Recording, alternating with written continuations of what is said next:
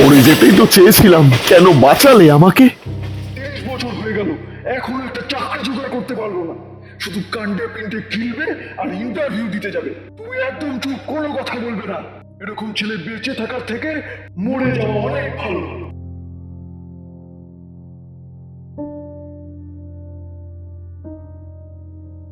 আমি তো ভেবেছিলাম আমি কষ্টে আছি, টাকা নেই, পরিবার নেই, কিচ্ছু নেই, ভিক্ষা করে খাই।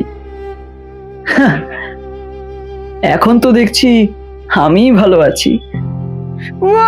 অন্তত রাতে নিশ্চিন্তে ঘুমাতে তো পারি।